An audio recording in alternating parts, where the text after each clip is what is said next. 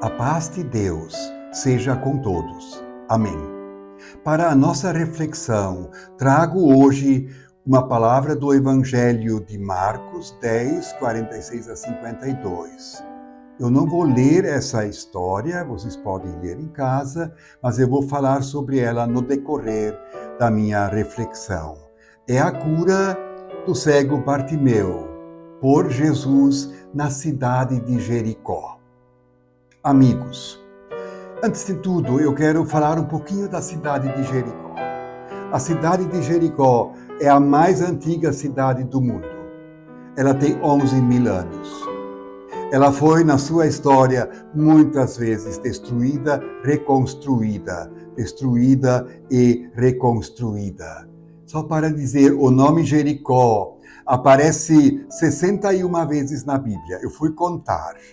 No livro do profeta Josué, o nome aparece mais vezes.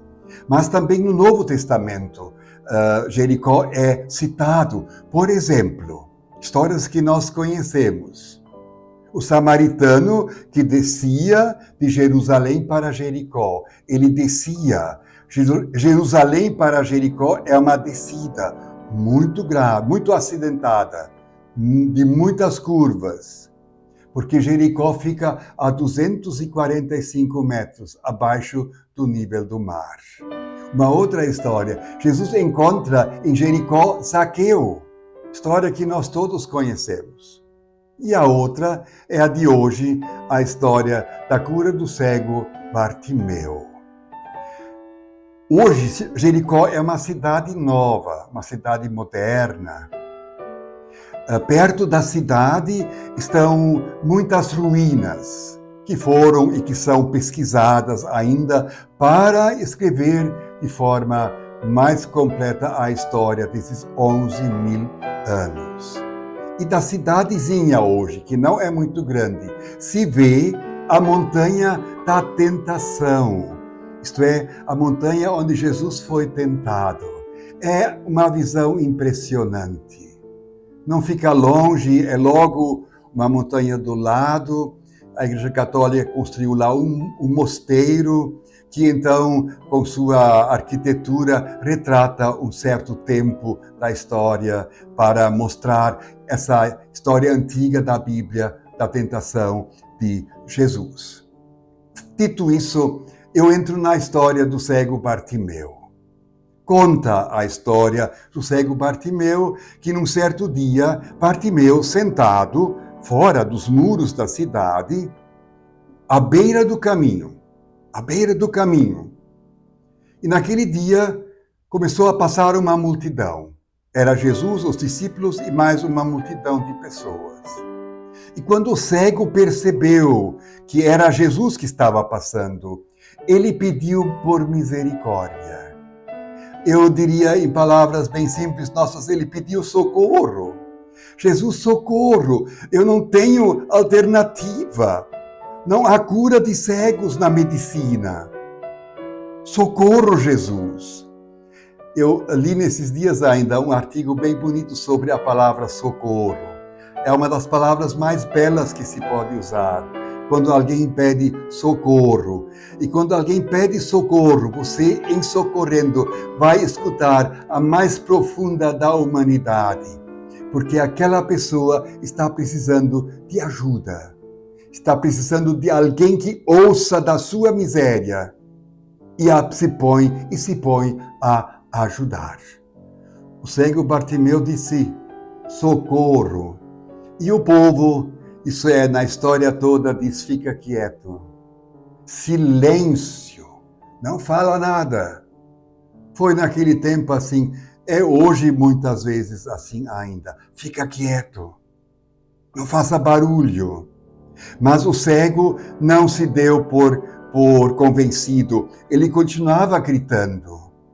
E Jesus ouviu isso tudo e ele para. Ele pergunta, onde está a pessoa? Ele também pediu que chamem ele. Chamando o cego, ele chegou para perto de Jesus. E Jesus lhe pergunta, uma pergunta a princípio muito simples, mas muito, muito sábia. O que tu queres que eu faça? Jesus, para saber o que o cego queria, nós logo imaginamos, claro, que ele quer ver.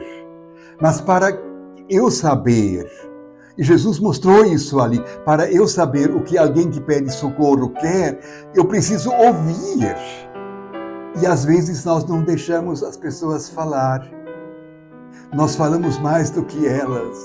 E elas nem podem contar a sua história. E quando elas não contam a sua história, eu não sei o que está faltando. Jesus disse, o que tu queres que eu faça?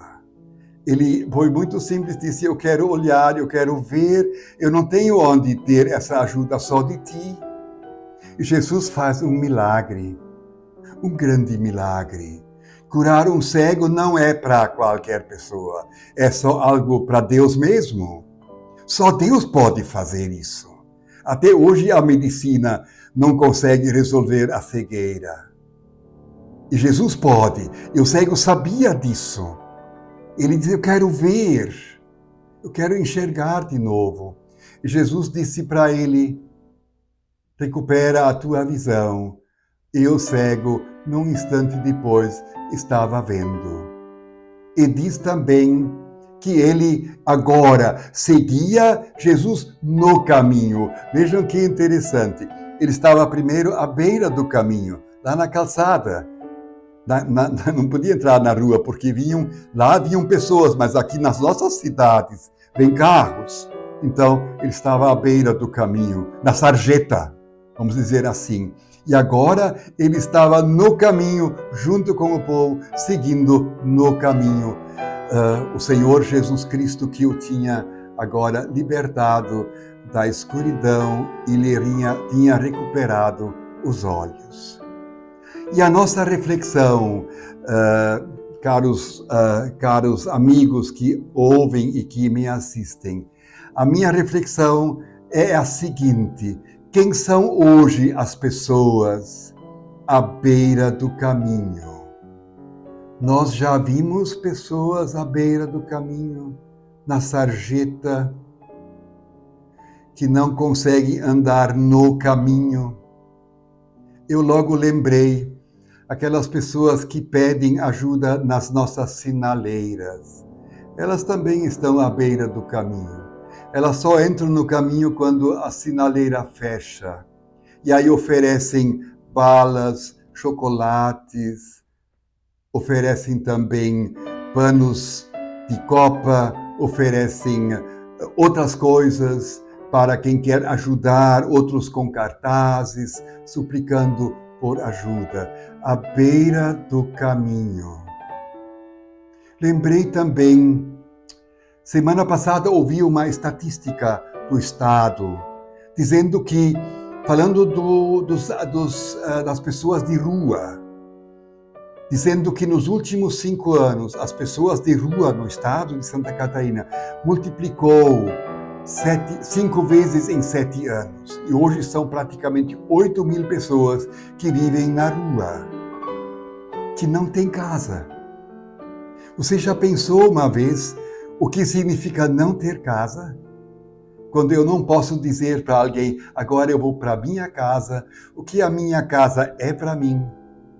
Um refúgio, um lugar de sossego, de descanso. Se alguém diz, eu não tenho mais casa. 8.000 pessoas à beira do caminho em nosso estado. E no Brasil afora são quase milhões de pessoas que não têm. Lembrei também os milhares de refugiados no mundo. Hoje, de muitos países, as pessoas têm que fugir.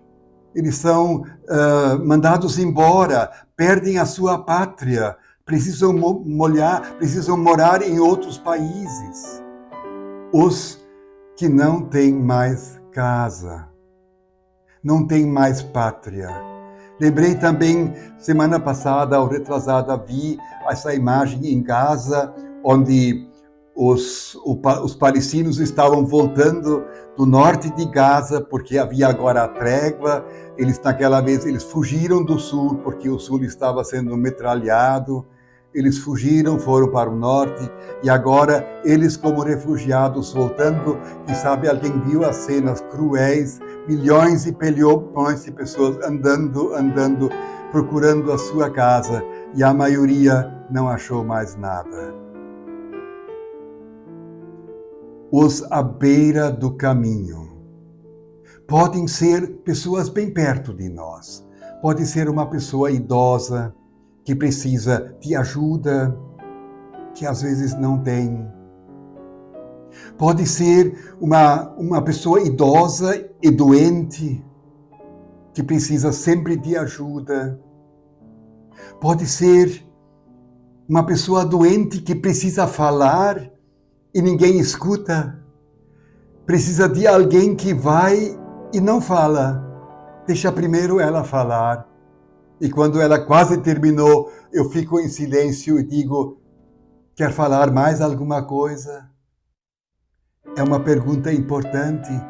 Quer falar mais alguma coisa? Eu estou ouvindo.